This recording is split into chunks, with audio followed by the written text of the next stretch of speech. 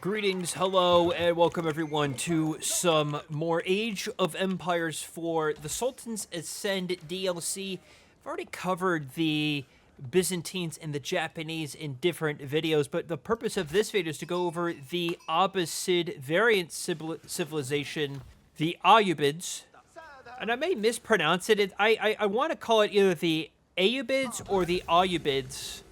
I apologize. I'm not one of my first. This is my first time seeing these civilizations and playing as these, and because I didn't want to actually look at anything to give a really true initial reaction. So this DLC with the Sultan's Ascend comes with two brand new civilizations, the Japanese and the Byzantines, and then a few variant civilizations for China, for HRE, and the one for this one is the Abbasid Empire, which I like to call Abbasid wrong on purpose. So we just I want to see what's different about this civilization, because I actually main Abbasid largely in Age of Empires 4 most of the time. I love Abbasid where they are currently in the meta. I think they're really strong. So I want to see how the variant civilization is. And I think a lot of this is probably going to come down to the changes to the House of Wisdom. It seems like you also want to keep, you know what, it's maybe different as well. Buildings within the influence gain +5 fire armor. I'm not sure if that is with regular Abbasids or not. I know you want to, of course, stack structures for Golden Age. And it looks like there is a new... Actually, it looks like the tiers are a little different here. So with Abbasid, you need to build your structures within this influence. Influence increases, actually, as you build different structures here. And this is so sad to say, even though I play Abbasid all the time. I think there's 4 tiers. There may maybe even only be 3 tiers. And what that does is that improves the villager gathering rate for all resources, but it looks like that's changed a little different here. There's research speed, production speed, siege unit cost, and camo units. 75 structures. That's quite a lot. So let's see here. You can advance to Age 2 by picking a wing. Select a wing upgrade below to upgrade the culture wing and advance to the next age. So it looks like you can actually maybe pick multiple different wings here for whatever civ you want to go to. So let's take a look at each one. First is the economic wing. Growth constructs, of course, the wing. Grants 3 villagers. Orchards gain 50 additional food. The orchard is what the fence is around here with the berries. When you drop a mill as Abbasid, you actually get 100 additional food. So that probably increases that even more so. Upon completion, you get 300 wood. I bet you that's something to where, like, if you want to almost get, like, a crazy tech up, like you want to race HRE to castle, you could probably greed just food and gold, and that would be the only wood that you would need to get you all the way to castle, probably. Moving on to military. Cav units gain the ability to construct siege weapons. That's ridiculous. The House of Wisdom produces 1 Desert Raider every 2 minutes for the rest of the game. That's kind of cool. Let's see. The blacksmith damage and armor technologies become free and completely automatic when entering an age. Those of other ages must still be registered as normal. Okay, that's cool. For the culture wing, advance to the next age takes 40% less time and 250 resources. That's cool. Like that a lot. Logistics upon completion grants 2 dervish and improves the unit's healing by 25%. That must be like a camel priest, camel monk of some sort. That's what it looks like from that picture there. Finally, the trade wing. Every 3 minutes, a trade caravan arrives with a random selection of 4 favorable exchanges of resources and units. The quality of these trades is permanently set depending on the age at which the trade wing is constructed. Using the trade wing to enter a later age provides more lucrative trades. That's not quite sure how that would work. but that seems interesting. Lastly, advisors. Gain 2...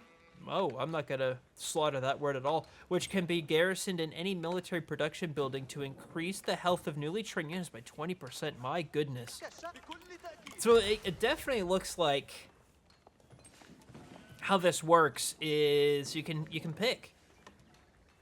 Let's see. I want to do something that's kind of cool. I mean, all of these are really nice. I think I'm going to go the reinforcement upgrade, and we'll get that. So I think maybe the way this works is you could probably still double up on these wings, is my guess. Like, I don't think the Master Smith is going to go away when I hit H2. So you could probably do a double eco wing, so that gets you to 2 and then 3, and then for 4, you know, you could pick something else. Now, with Opposite, I call it Age 5 or Tech 5. That's not entirely correct. But you can actually finish all of the wings if you really wanted to get all of the upgrades with the base of Opposite Civ. It does cost the same by the end, the same as going to Age 4 twice, but if we're playing a Nomad game or a game that's taking forever, I sometimes may go that additional wing out of the House of Wisdom just to get some increased buffs for whatever units that that wing is going to allow me to get. I wonder if the same is going to be true here. And it looks like actually some of the cost of these is a lot cheaper. Like this one here, that makes sense. 40% less time, 250 less resources. So I guess if you really wanted to boom to 2, maybe you want to go this one. The economic wing industry, because it gives you 300 wood. Then you wouldn't need any wood until Age 3. For Age 3, then you would go the culture wing advancement one, because it's 40% less time and 250 less resources. Like, I bet you those resources will update 40% less of what castle is. We'll see that here probably in a second. And we can also see what other benefits that we're going to be granted here as well. Okay. That is, yeah, instead of 1,200, 600, it's 850, 450. So you can certainly do that if you want. That's quite different. And it looks to be like in the base House of Wisdom with Ayyubids, you're going to get upgrades for unlocking each of these wings. It looks to be like the age upgrade itself is the only thing that's going to be giving you those upgrades. And it actually looks like those upgrades increase. Look at that. It went from 400 to 1,000 wood. 8 villagers. My goodness. That's a lot. 500 less resources. Every 3 minutes here. I think it previously was every 4 minutes. Yeah, so it looks like everything is increased, which is really cool. I mean, this is awesome. It really gets your mind going on like what sort of potentials can you do with this variant civ. It's really interesting. You can also see when new reinforcements arrive. I think getting the Desert Raiders is awesome. Looks like you can actually switch to a ranged bow, so they can be ranged melee and melee camel. Interesting. Love that. So let's actually build some of the buildings here for Ayyubids. There's actually, is it fresh foodstuffs is the upgrade here for Ayyubids, where your villagers are cheaper cost? That's not here. I think I want to get, probably for the purposes of this video, I'll probably get the logistics one just for the, I'm sorry, let me get, yeah, we'll get that one. And we'll kind of just see what this unit is, because the other ones are kind of self-explanatory. You can kind of understand what those are. And you can implement those in your own matches, you know, like getting villagers or 1,000 wood, you know, things like that. All right, so let's see here in the barracks. Looks like it's our usual upgrades and units for Ayyubids. The Spearmen with the upgrade to increase the attack range of Spearmen, as well as the Ghoulims, and I love the Ghoulims. Great unit. Let's see, for the archery range, looks to be the normal. And, well, here's the difference, is the Desert Raiders replacing the, my beloved camel archers. That Gus likes to call them that, camel archers. So it replaces them. You know, and actually, if you're getting raided and you're losing some villagers, I mean, the economic wing growth option, especially into age 3, is great for you. I wonder if that goes like all the way up to like 12 or something when you hit age 4 here. I mean, that would be really fascinating to see.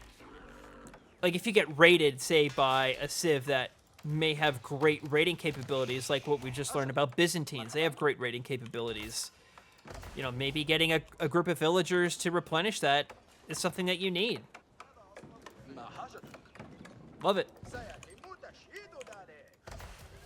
So we are tier 1, 10% for all resources. It's just 75 structures seems like a lot. I mean, what you really need... What is this? They have little... Looks like they have baskets on the side. Look at this. A mounted religious unit can pick up relics. Okay. And they're quick. So let's go ahead and we'll go get after some relics.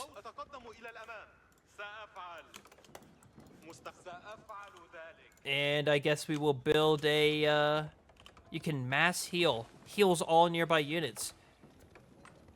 Heals 50% faster when carrying a relic. So they have, like, different, you know, unique abilities. There's a wolf around here somewhere. Alright, so let's build our, we'll build our stables, we'll build a siege workshop, we'll build the armory, and finally we'll build the mosque, so we can kind of see what's all going on here. I'd like to know what that is. Is it letting me know that I'm in a golden age? Is it letting me know that we're training reinforcements here? So we'll get the upgrade for the raiders. You can actually also train them out of the stables, it looks like. And camel lancers. Yeah, okay. So you got horsemen, camel lancers, your regular scouts. And your desert raiders. Love the desert raiders. Okay. Some new unique upgrades in the blacksmith. Infantry gain 25% damage and 25% movement speed for 10 seconds after killing a unit. Oh, that's nice for big engagements. Infantry increase the armor of nearby camels by +2. So I believe it's almost kind of like the opposite. Where with the general opposite, your camels actually benefit your infantry. It seems like that's almost the other way around this go around. Let's see, siege carpentry. Siege units can gain access to structural reinforcement ability. And siege units gain +20 melee armor and 5 armor for 10 seconds. Is that an ability, potentially? We can go ahead and queue up some additional units. Actually, let's go back to over here. We'll drop off the relics. So we're now in... So I guess what's interesting is it tells me right here what golden age I'm in. But I'm not sure what the spinning gear is. But I'm not complaining. So, okay, going to age 4 does look like it's 10 villagers, 2,500 wood. That's insane. So we'll probably get one of these two off the trade wing. I actually wonder, like, for the trade wing, what's really interesting is with Opposite, I love that you can double up on your resources. And it doesn't look like that's the case in the Civ. We can go ahead and mess up this gentleman. I don't even know what Civ he's playing. That is, I believe that's the China variant Civ. Correct me if I'm wrong. It may be the HRE one. We'll see. No, it's the It's got to be the China one. So if we switch this to ranged,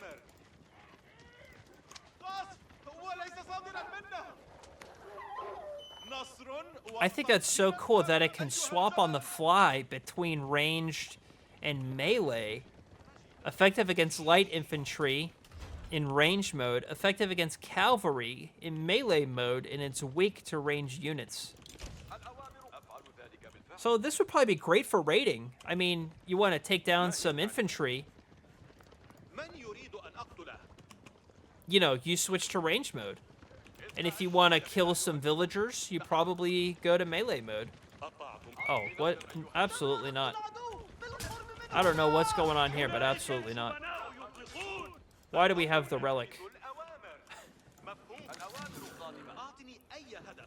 It looks like selecting all military actually selects the religious units, which is not something that I'm used to. I don't know if that's new with this civ or part of the patch. I hope it's not part of the patch, because I normally move by selecting military all the time. Well, I've not played as the variant China civ yet, so I have no idea really what to expect beyond just the base offerings from China. See, I don't even know what this is. Imperial officials collect tax twice as often. Also collect 20% of taxes as food. Oh, that's cool. Let's switch to range. Oh, he's got Zhengnu. That might mess me up.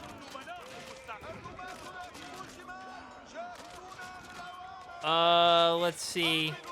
That is, in fact, gonna mess me up. That really messed me up. Let's make some golems. Bring some heavy units at him. Okay, so it is an ability. Usable only on one unit at a time. Structural reinforcement. Okay. So it makes the Rams even more OP than they already are. That's wonderful. It's just what we need. Just what the doctor ordered, huh? Oh, he's gathering gold from here? No way. I say no way, sir. All right, so I'm going to jump cut here. We're going to advance to the next civ, and we can kind of see what's going on for Age 4. All right, we have hit Age 4. I decided to go ahead and get the favorable trade upgrade for Age 4. Let me just pop a couple of more houses over here. Just trying to check out the market. Wanted to see if we get any favorable upgrades in the market. Does not look to be the case. And then lastly, let's build the university, see what's going on here. So over here at the House of Wisdom, these are the favorable upgrades that are offered here. So it looks like, yeah, they're not kidding. 400 gold for 1,000 food. If I, you know, the market exchange rates gets destroyed through the course of a game. Right now it's 130 gold for 100 food. So you're going to lose about 600 food when you convert it. Looks like actually this guy's trading as well, because the market rate's changing a little bit. Maybe he's not, maybe he just does that. And then 400 gold for 1,000 food, and then 400 gold for 500 stone. That's actually pretty great. I wonder if you could only do that once. Oh, no. Okay, so you can do it once in that session, I guess, when you gotta wait another 90 seconds for more traders to return. And then you can get some swordsmen here, as well as skirmishers. You can also get 400 gold for 6 traders. Requirements and available trader. Do I need to, like, select a market, potentially? Do I need to build a trader, potentially? Let's see. 400 gold for 6 traders. 400 gold for 6 villagers. Well, that's not bad, actually, if you're, you know, strapped for cash. Requirements and available trader. I guess I'll build a couple of traders and we'll see what's going on.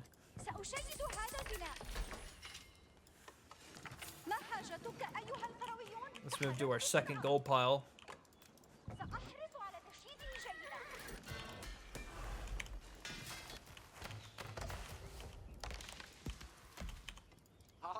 Okay, so we have traders trading.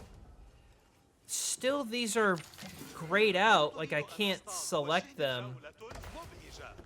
I'm unsure why that is. I mean, we can wait another 15 seconds here to kind of see what the deal is. I don't know. Again, I don't know if that's a bug. I've noticed a few things interesting with this patch preview or the DLC preview here for the Sultan's Ascend. I don't know if they're gonna have like a day one patch for the DLC. Okay. So I think what it means is like when traders are available is when this thing says traders return. So I think the wording is a little confusing because for me, an idiot like me, it's like, well, I'll just build a trader. What it means is there'll be traders, these guys here, these neutral traders just kind of hanging out. So if I were to say, I'm confused why like you need, oh, I see. All right, I think I'm understanding it. If I remember correctly, when I chose upgrading this, it said it gives you a handful of options. Right? So there's always going to be some that are grayed out, I think. So maybe if you don't get the one that you want this go around, you got to wait till the next one. So if I pick this, so then it's just eliminated. And I won't be able to pick that until the next set of traders arrive. Okay. So that makes a little bit more sense. We can go ahead and buy the swordsmen and the skirmishers. Let's see, they're unique. Ranged infantry wielding a javelin to fend off lightly armored units. Sounds like almost a little bit similar to what Malian offers. Master swordsman who excels in melee combat. Okay. So you can get a lot of different military out of this civ. It's really interesting. Again, I think the 400 gold for 500 stone is kind of OP. So, you know, does this now also act as a market, by the way, since I have this? I guess it does, since my unique traders will be returning home to there. Okay, well, very good. You know, I think this civ actually takes a little bit of knowledge, you know, just a little bit of trying this out, a little bit of practice to see how this works. It is very different from generic or base Ayyubids. And it's different. You know, again, it puts a unique spin on Ayyubids in a way that I've not really seen before. In a very interesting way. It really makes you rethink everything based on the upgrades that the House of Wisdom gives you. Again, you're not getting upgrades unlocked with the Age in the House of Wisdom. The Age itself is giving you some sort of a benefit or a perk that is given to you. And so it looks like actually that as it goes on, maybe my initial prediction was wrong, where you could just pick the second perk in your wings. Does not look like to be the case. Looks like you pick one and then you kind of move on with it, because the only one left is the economic wing, and it's only allowing me to select one of the options. So I probably should have called that out earlier, but nonetheless, there you go. Well, there you have it. That is the breakdown of the unique Ayyubid civilization. I'm going to slaughter the name, and I apologize. Is it the Ayyubids? I believe is how you call that. Please correct me in the comments if I'm mistaken. A tactical charge. Well, that's interesting. Anyway, if this is your first time on the channel, we here at TeamRespawn, we like to cater our Age of Empires videos to a learning, casual audience. We go live once a week on our Twitch page. You can find players to join your groups on our Discord server. And we have a playlist with hundreds of Age of Empires 4 videos already on the channel, and we post Age of Empires 4 content pretty much daily. So if that's all interesting you, please be sure to check out those things. No, no, no. We want to attack the insane army of crossbowmen. That's a lot of units for an intermediate AI. He has keeps and everything. I mean, this guy's... He's going to stop me because I went golems. I mean, maybe my javelin throwers. I actually won that. I'm quite shocked by that. Look at all these. Look at all these lumber camps. Excuse me? What's going on here? Why? What? What is this?